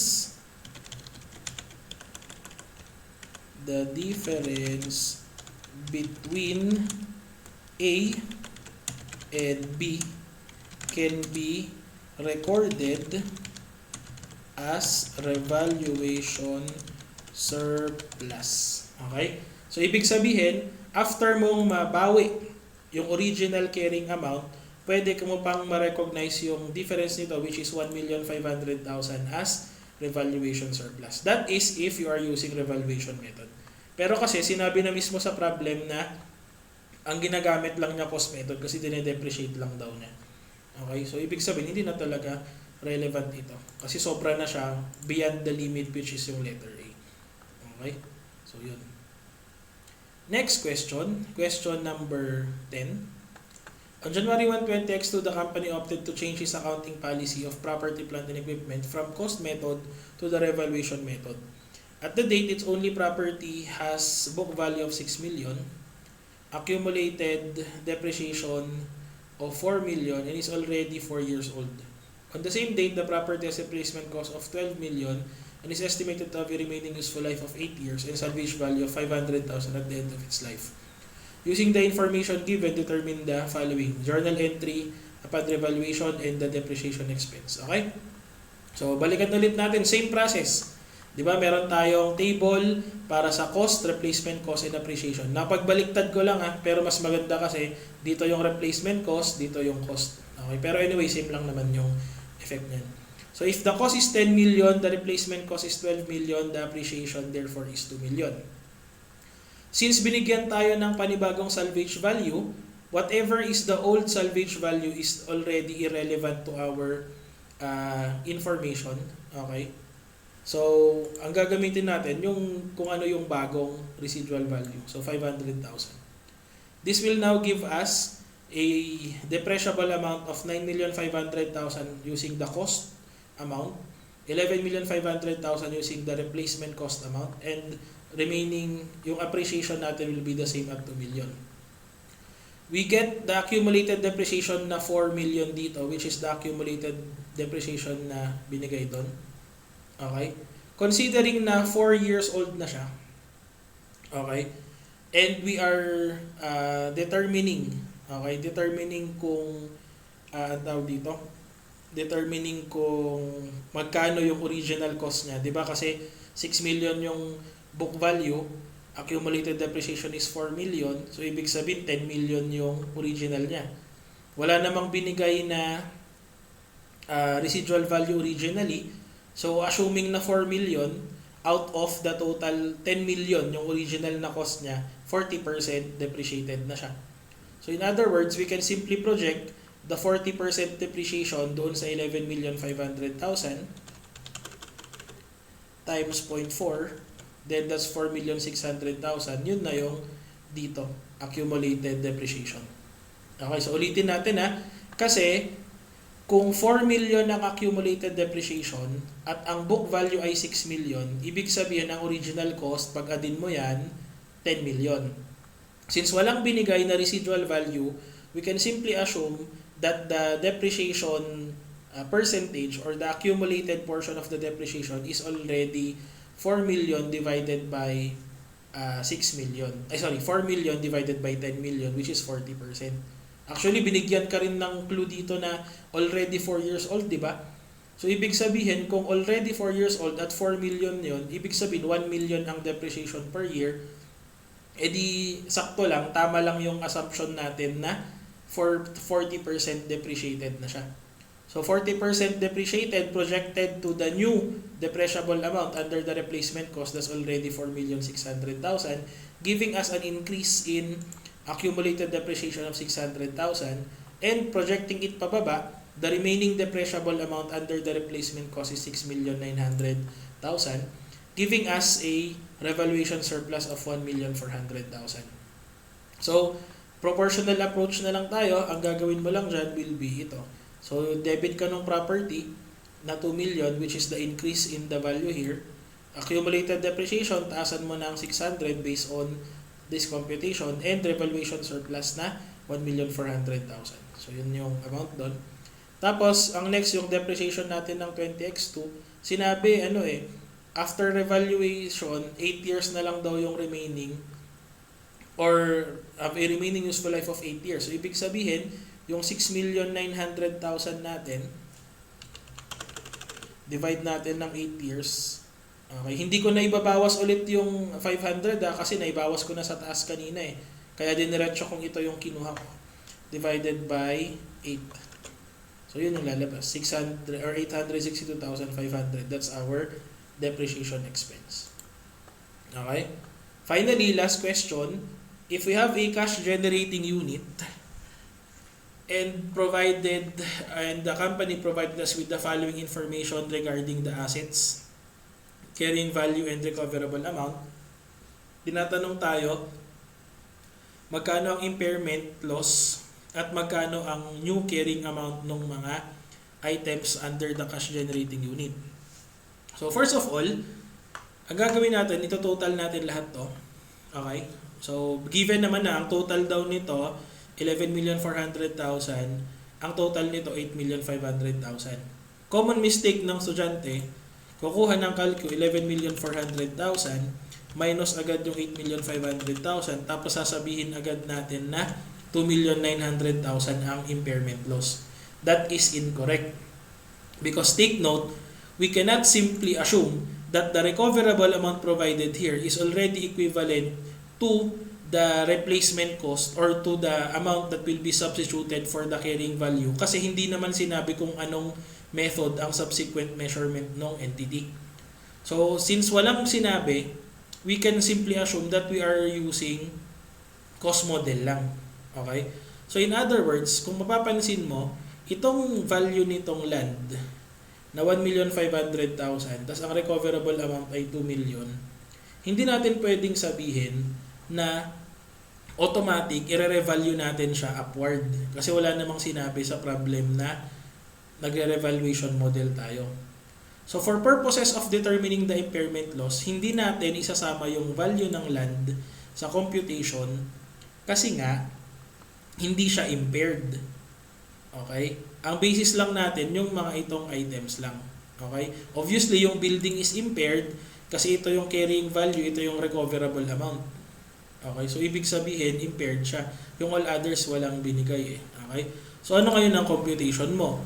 Ang computation mo will be 11,400,000 minus 1,500,000. So, 11,400,000 minus 1,500,000, which is the value of the land. Para hindi ma-distort yung computation, 9,900,000 lang ang value ng mga assets without the value of the land which is not impaired. Tapos ibabangga natin yan doon sa 8,500,000 minus 2 million. Kasi ito yung recoverable amount ng land na hindi impaired. So minus 6,500,000 lang tayo. 6,500,000 which will give us impairment loss na 3,400,000. Okay, so that's going to be the answer for the first item. 3,400,000. So how are we going to allocate our impairment na 3,400,000? Di ba ang sabi, if there is an impairment of cash generating unit, the first thing that we need to do is to allocate it directly to goodwill. So 3,400,000, ubusin agad natin yung goodwill, minus 1 million. So, meron pa tayong 2,400,000 na impairment loss na hindi pa na-allocate. So, ang question, paano mo siya i-allocate? Di ba sinabi, pro rata. Pero meron tayong limitation doon sa pro rata allocation kasi sinabi, hindi mo pwedeng pa-absorbin yung isang item sa cash generating unit na beyond doon sa sarili ng recoverable amount. Okay? So in other words, wag kang automatic na mag-recognize ng ratio and proportion nitong remaining asset na building, equipment, furniture, other PPE. Di ba ito na lang kasing naiiwan? Building hanggang ito. So ang mag-absorb na lang ng impairment loss will be building hanggang dito. Itong apat na to. Pero hindi automatic i-compute mo to tapos ratio and proportion agad kasi may sariling impairment si building na hindi mo kailangang i-subject sa ratio and proportion kasi binigyan ka na agad ng information na ang building daw, ang carrying amount ay 5,400,000 pero ang kanyang recoverable amount ay 4 million lang. So automatic, ang i-absorb ni building na impairment out of the total 2,400,000 is 1.4 million. So minus 1,400,000. So 1 million na lang yung naiiwan na impairment loss na hindi pa na-absorb. So sino ang mag-absorb ngayon yan? Si equipment, si furniture at saka si other PPE. Okay? So equipment. Equipment. Furniture at saka other PPE. Okay? So ano yan? Ratio and proportion, carrying value 1,750,000, 1,250,000,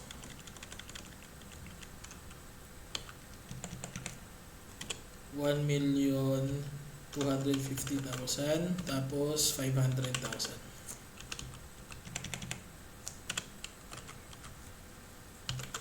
So pag tinotal natin yan, anong total nito? So this is going to be this is 3,500,000. Tama ba? 235 tama. 3,500,000. Okay. Tapos yung 3,500,000 ratio and proportion, yun yung gagamitin natin pang absorb sa impairment loss. So 1,750 tanggalin natin yung sobrang zero. Sige, pakita natin lahat. Divided by 3,500,000 times yung ating 1 million na naiiwang impairment loss na hindi pa na-absorb. So, 500,000 ang i-absorb nyo. Tapos, yung furniture, 1,250 divided by 3,500,000 times 1 million.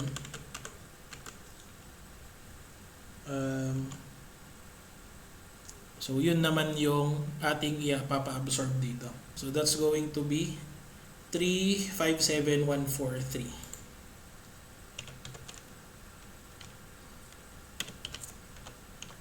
Okay. Tapos yung huli, papa-absorb natin kay other PPE. So, that's going to be 500,000 divided by 3,500,000 times 1 million yung naiiwan. So, 142,857.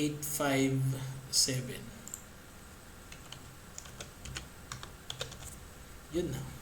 Okay? So, yun na yung papa-absorb mo. So, therefore, what will be the new carrying value of each item of the cash generating unit? So, si building, 4 million na. Kasi yun na yung mismong given na recoverable amount doon. Si equipment, yung 1,750, bawasan mo ng 500 kasi yun yung ipapa-absorb mo, maging 1,250. Si furniture na 1,250, bawasan mo ng 375,143. Ang lalabas sa kanya ay ito, 892,857. Tapos si other na 500,000, bawasan mo ng 142,857. Ito yung may iwan sa kanya. Okay? So yun yung magiging allocation natin ng impairment natin. Okay? So that brings us to the basic concept of our impairment. So basta ang laging tatandaan sa impairment, pag nag-allocate ka, hindi pwedeng automatic diretso na proportion tayo, ratio and proportion or prorata, kasi kailangan mo ring tignan yung additional information kung hanggang magkano ba talaga ang i-absorb doon sa impairment if there is an individual impairment for each item. So in this case kasi hindi given yung sa others, so malamang alam mo na agad na yun lang yung mga unknown, ang individual recoverable amount, sila yung prorata. Pero yung mga known, ang recoverable amount, sila na yung mag-absorb agad nung, or mag-absorb sila based on the difference. And of course, we cannot simply assume that the increase in the value of the land is going to be treated as a reduction in impairment kasi hindi naman tayo revaluation model. So hindi mo pwedeng sabihin na, sir, di ba tumaas ng 500,000 yung land, di ba babawasan yung impairment? Hindi Kasi this is simply a measure of the recoverable amount, pero hindi siya, hindi ibig sabihin automatic na i-recognize mo yung increase ng value. Kasi if the problem is silent, we are simply using cost model lang. Okay? So that is our answers for impairment and revaluation.